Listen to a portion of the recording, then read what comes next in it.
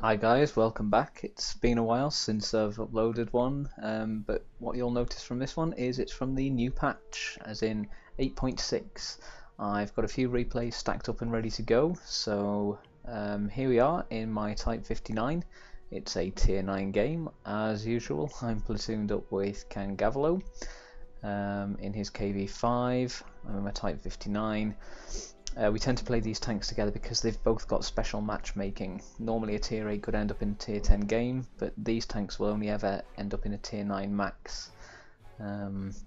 If I was to take a standard tier 8, it would, or if he was, it would end up dragging either one of us into a tier 10 game probably, or with a high chance of that anyway. As I'm a medium tank, I quickly decide to head north. Looking at their lineup, I know there's a few tanks that I'm likely to meet. I'm expecting a Lorraine, possibly the T-54, possibly, well no, probably the T-69. So you can normally tell from the enemy lineup what tanks are likely to go to which sorts of positions. In a game with only one low tier TD, we can probably guess that most of their heavy stuff is going to be covering the 9 line on the down ramp. Straight away we can see a couple of mediums coming our way, which are the Lorraine and the T-69.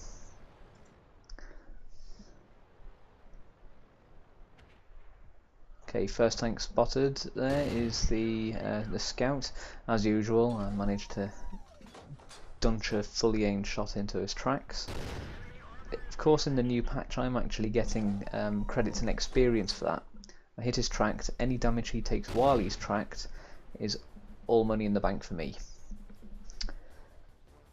Okay, T-69's going to come around the corner. Now, he could be packing a full clip of gold. He's got, I think it's a 4-round magazine. The last thing I want to do is let him get a whole clip into me. Managed to get him to bounce on there. That probably indicates that he's not shooting gold at me. If he is, he's wasting quite a bit of it.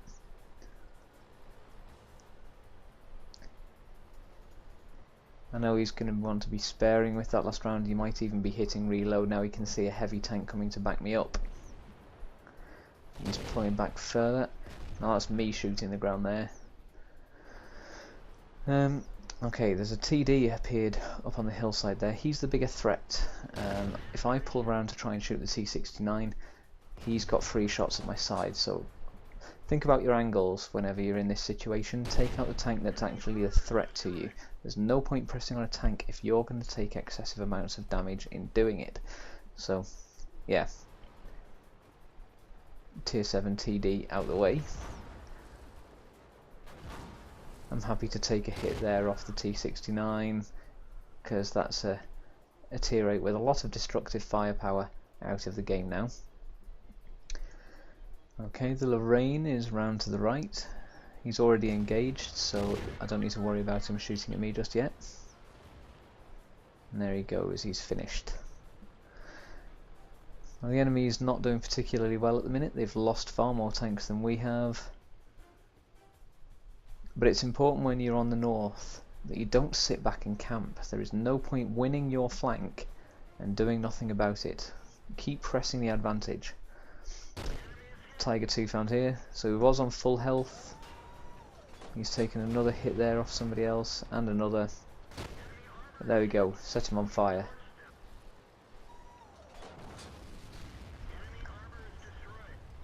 Tier 8 heavy tank dead before he could even return fire.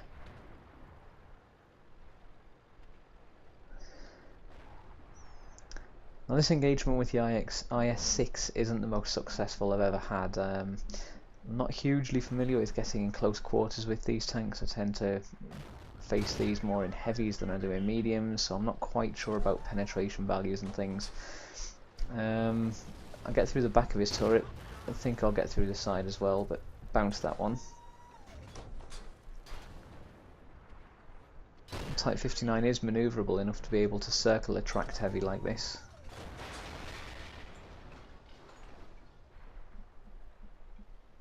Okay, again, he's out the way. Press the advantage. Keep moving on. Their heavies are now being pushed back up the hill and into their into the level bit at the top of the hill there. So I'm going to be able to get some shots at them if I keep pushing around this corner. Now, what I do next, don't do if you get caught in this situation. I see the artillery, and I stop. I can see there are heavy tanks there on the minimap, and what a surprise, they shoot at me. So I took a huge amount of damage there, on very low health now, and had to repair my ammo rack into the bargain. Time to get some advantage here from the low depression in the ground. I'll shoot the wrong place on the KV-4 here. I know where I'm supposed to shoot him. The mini turret on the top, but for some reason I decided to try and shoot the flat plate at the front. It might have gone in, but didn't. Now that was a nice hit. 1166 damage done in that one hit on the IS-3 there. I'm not quite sure why it was reversing like that, but I'll take it. Now it's time to lay in some shots on the tanks from this angle.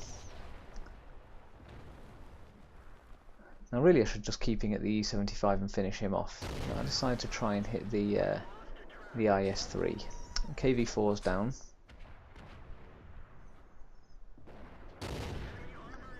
Some more damage there on the IS-3. And a bounce.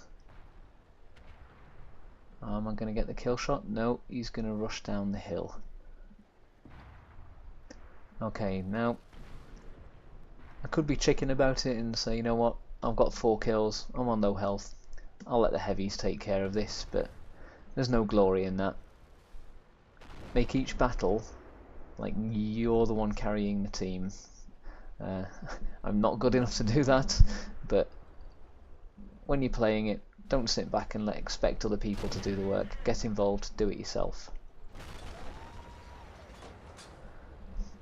Okay, evidently this gun can't get through the side of an E75's turret, so I won't be trying that one again. Or will I? Back of the turret, no problem. And there we go, I do try it. Side of the turret, doesn't go through. If I'd loaded gold I suspect it would, but I didn't. Time to go for the cupola. Bouncer shot there, it hit slightly low on the side of the turret, but this one not quite in time to save Cangavalo, but time enough for me. It was quite an effective battle there. As you can see, we finished up with 5 kills, and let's have a look at what the results for that actually were. Having done 5,477 damage, let's have a look. Okay, so looking at the results, we can see that we did 6,020 experience. That is the first time that I've broken the 3,000 experience barrier before the double, so that is a new personal best for me. Credits, nearly 181,000 credits. That is by far the most that I've ever made in a battle. Yeah, what can you say about that? That really helped me out when it came to buying some modules for some of my new purchases. Medals, got a Spartan and a Confederate medal. Nearly 5,500 damage done by shots we fired, but also 2,500 done from spotting. Moving on to the team results, came top, over 2,000 without the multiplier. Yeah, 5,500 damage done versus 2,200 by the next tank on the team. The damage on our team was a lot more spread out across the tanks. If you look there at the damage on our team versus the damage caused on theirs, that poor E75 with over 7,000 damage must be really gutted that his team didn't do better. You know, one tank dishing out that much damage really deserved a better result. And the other E75 as well in his platoon, you know, that's over 10,000 damage that they dished out. Really unlucky not to get a better result for them. Looking at the final results page, 28 shots fired, 26 of them hit, 19 penetrations. That's a high degree of accuracy. That's 93% of shots fired hit there, and as you can see, we've done or gained 146,000 credits after deductions for ammunition and repairs and so on. Hope you enjoyed that one. Great little replay to show off my my best performance so far, particularly, well, not only in this tank but in any tank. So hope to see you next time.